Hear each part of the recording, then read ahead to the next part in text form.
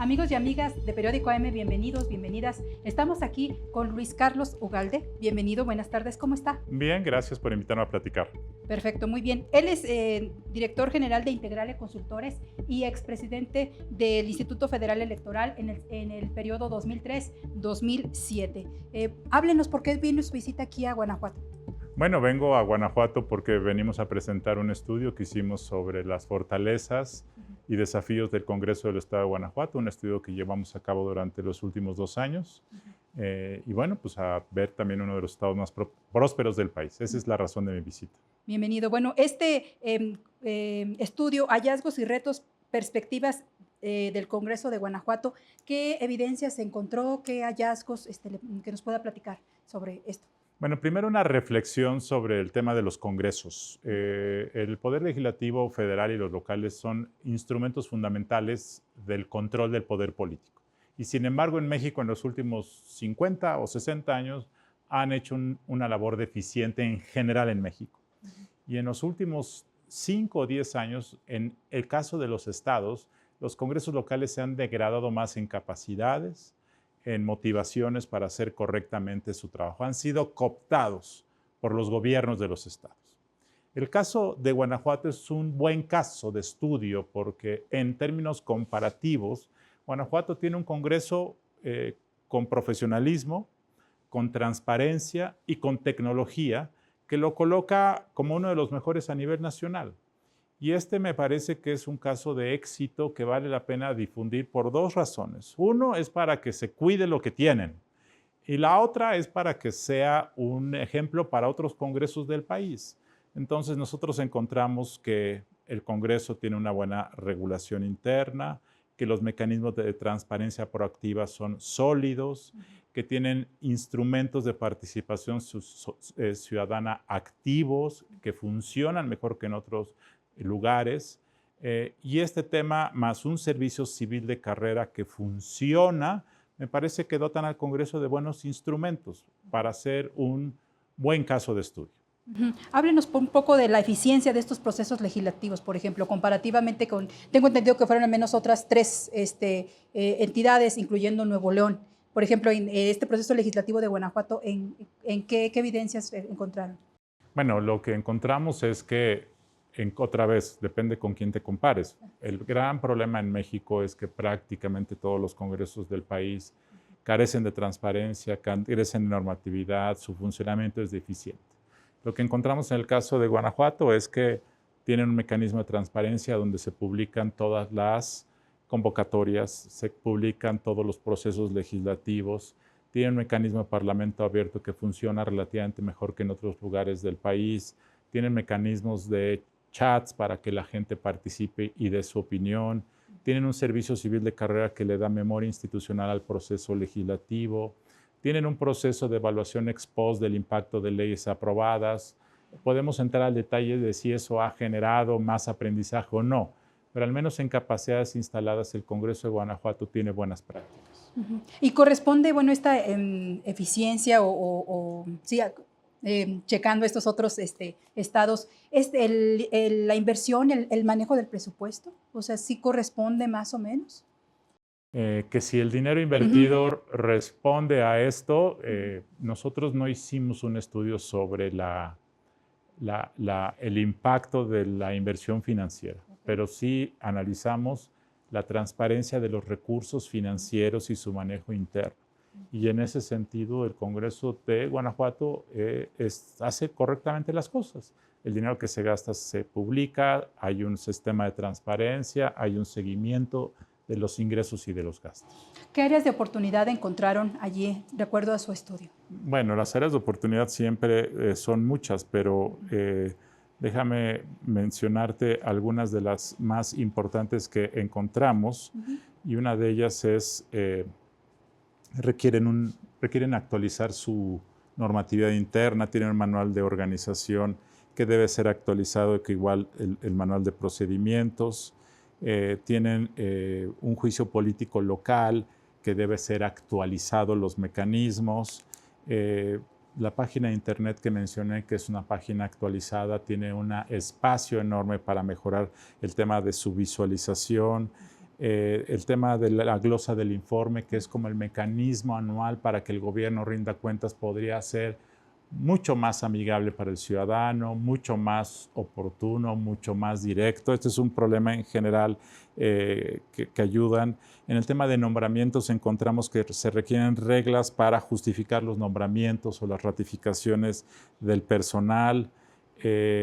Necesita haber más claridad en los informes que rinden las comisiones, tiene que haber más claridad en su periodicidad. También es necesario actualizar algunos rubros financieros, así como bien dije que el Congreso, comparativamente hablando, tiene un sistema de ingreso y de gasto firme. Detectamos que hay algunas partidas como la 4411 o la 3852 que requieren analizar cómo se distribuyen esas partidas, cuáles son los rangos salariales para generar una compensación equitativa y justa, entre otros. Ok, ahora en estos temas de transparencia o apertura hacia la ciudadanía, en el tema de datos abiertos y conforme también la tecnología avanza rapidísimo a un nivel que probablemente la legislación o la reglamentación interna no puede alcanzarla, ¿cómo está el estado de Guanajuato? En tema de datos abiertos, ese es un tema muy técnico que quizá Luis Felipe puede comentar, pero no tengo el dato porque viene en los anexos técnicos. Ok, muy bien. Sí, no, emitimos esa pregunta, no pasa nada. Ok, entonces, en el caso, por ejemplo, de la colaboración interparlamentaria, ¿qué evidencias encontraron ustedes en ese aspecto? Entre grupos parlamentarios. Entre grupos parlamentarios, ajá. Aquí hay un desafío porque efectivamente encontramos que grupos parlamentarios de oposición tienen siempre una queja de que probablemente su voz no es escuchada. Y como la mayoría parlamentaria pues define por mayoría los votos, sí encontramos entre algunos legisladores la queja de que no son escuchados. Esta famosa palabra, verbo, que se usa en términos denostativos de que hay mayoriteo, fue un comentario que tuvimos de legisladores de oposición, que básicamente el gobierno del Estado, a través del grupo parlamentario del partido oficial, pues marcan la agenda y deciden todo. Misma crítica que se hace en otros congresos respecto a otros partidos, pero eso sí lo encontramos. Ok, muy bien. Y bueno, en consideraciones generales, ¿lleva algún periodo de tiempo las sugerencias que ustedes hacen al Congreso con estas mejoras? Bueno, hay dos. ¿Queda abierto? Hay dos consideraciones muy importantes. Hay una transición a una nueva legislatura que ocurrirá en las próximas semanas y me parece que es importante que se aproveche para cuidar lo que funciona y para cambiar lo que se debe cambiar. Aquí en el estudio hay una serie muy detallada de recomendaciones precisas de qué se debe modificar. Y la segunda es que la nueva legislatura que va a tomar posesión, que va a tener un balance diferente, lo aproveche como una oportunidad para exigirle cuentas al nuevo gobierno del Estado y una oportunidad para mejorar sus procesos internos, para ser más profesional, para exigir más cuentas. Esos son los dos tipos de comentarios generales que podría hacer. Ok, muy bien. Y bueno, en los aspectos generales, tomando en cuenta estas cuatro entidades, ¿cuáles son las bondades mayores y los mayores retos en el caso de Guanajuato, así puntuales? Los mayores aspectos positivos son la transparencia, el profesionalismo que da el servicio civil de carrera, los mecanismos de participación ciudadana y el tema financiero interno. Los mayores desafíos son el poder procesar las demandas de la oposición, a pesar de que la oposición al partido oficial pues, es minoritaria por definición, procesarla internamente. Dos, en el tema financiero hay 2 o 3 detalles que se deben mejorar. 3, hay normatividad que requiere actualización. Por ejemplo, en el tema de revocación de mandato, en el tema de juicio político. Yo te diría que esos son los 3 más importantes. Ok, pues mucho trabajo que va a enfrentar la nueva legislatura. Bueno, saliendo un poquito ahorita del tema del Congreso del Estado, con su experiencia con base como fue titular del entonces IFE, ¿qué nos puede decir sobre recién las elecciones que acaban de pasar? ¿Cómo vio la intervención del presidente Andrés Manuel López Obrador, que en su momento fue un crítico muy duro de su participación ahí al frente del IFE? ¿Cómo lo vio ahora ya como presidente saliente en estas elecciones? Pues es un presidente muy incongruente porque lo que pedía en 2006 parece que cambió de su posición donde estaba quejándose a la posición donde se convirtió en el violentador más sistemático de la Constitución de la era moderna de México. Es la elección más inequitativa de la historia de México. A la vez, es la elección con un mandato más contundente de la población. Es decir, fue muy inequitativa y esto claramente generó un piso disparejo, pero por otra parte la gente tuvo una voz que es clara hacia la continuidad. Entonces, esto se tiene que aceptar el resultado como resultado democrático de un mandato popular claro, pero se tiene que denunciar la enorme inequidad de esta elección.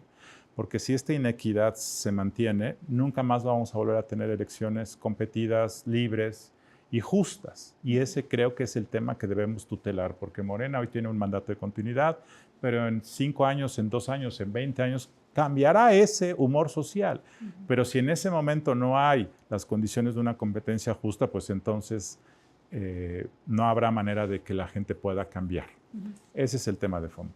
Y ahora, en todo este desarrollo de las elecciones, ¿qué papel jugó el INE, el actual INE, la conformación actual y las autoridades que están al frente del Pues INE? yo creo que en la parte organizacional lo hicieron bien, como siempre lo han hecho en los últimos 30 años, pero yo creo que en la parte del arbitraje político fueron tibios, complacientes y omisos. El hecho de que no hayan podido poner en orden al presidente, que desde hace 2 años o desde hace 5 años viene violando la ley electoral, el hecho de que hayan tolerado campañas anticipadas de casi 2 años de duración y el hecho de que los gastos hayan sido excesivos, el hecho de que los programas sociales como nunca antes hayan sido usados con fines políticos, todo esto el INE pudo haber puesto orden y fue limitado, fue omiso y eso creo que es una mancha de la elección, definitivamente. Ahora, también desde su punto de vista como anterior árbitro en el IFE, ¿qué áreas de oportunidad o qué manchas tuvo o qué deficiencias el bloque opositor en el caso de la campaña de Xóchitl Gálvez? Bueno, yo creo que fue una campaña poco profesional y lo fue porque me parece que primero el equipo que conformaron no era un equipo, fue un equipo cambiante. 2, la campaña no logró definir un mensaje congruente y consistente.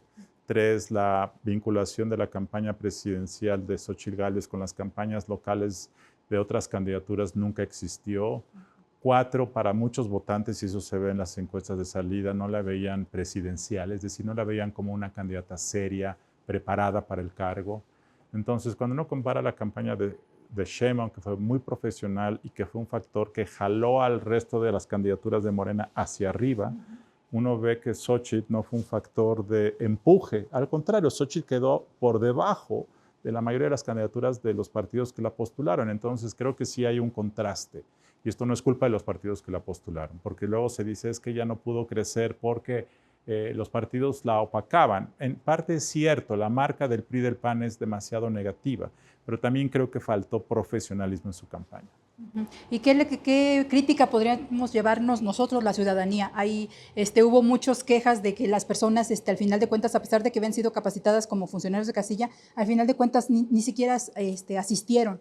¿Qué observación da usted? Bueno, de respecto a la ciudadanía, yo tengo 2 comentarios. Primero, la gente no tomó como que esta elección fuera una elección de vida o muerte, como algunos medios, opinadores o la llamada marea rosa gestaron esta idea que esta era la elección del futuro del país. Para la gente no hay nada urgente, al contrario, la gente está satisfecha, hay un buen optimismo en la población, hay un buen humor, la gente está contenta de la continuidad. Entonces hay un segmento minoritario de la población que dijo, esta es una elección fundacional porque después de esto puede venir la dictadura. Eso la gente no lo compró. Y la otra es que, por lo tanto, la participación se cayó de 63 a 60%. Y lo tercero es que respecto a estas personas que mencionas de que no fueron el día de la votación, puede deberse a 2 cosas, a que se quedaron dormidos o a que los sobornaron para que no fueran. Eso es una acusación que siempre se hace. Ok. Bueno, ¿algo más que quiera agregar sobre estos temas electorales o de la situación política electoral de Guanajuato? Bueno, Guanajuato es una isla en el sentido de que por una parte lo gobierna el PAN y ya quedan muy pocas entidades. En el caso del PAN, 4 entidades y en el caso de la oposición quedan 6 o 7. Segundo, creo que Guanajuato tiene el desafío de mantener la ruta de progreso económico y social que ha tenido, luchar contra los problemas de inseguridad que tienen y aparte lidiar con un entorno nacional que es diferente. Ustedes viven aquí en una isla política respecto al resto del país. ¿Cómo van a lidiar con eso en los próximos años? Creo que es un desafío, igual que es el caso de Aguascalientes, probablemente el caso de Querétaro, pero todas estas entidades, si las tendencias se continúan, probablemente en algunos años acaben siendo dominadas también por Morena. Entonces creo que eso es lo que va a ocurrir en los próximos años. Perfecto, bueno, ¿algo más que quiera agregar? Nada más. Perfecto, bueno, pues muchas gracias por acompañarnos y iluminarnos un poco en estos temas electorales y políticos y pues bueno, Gracias. esperamos que regrese pronto. Gracias. Gracias, buenas tardes.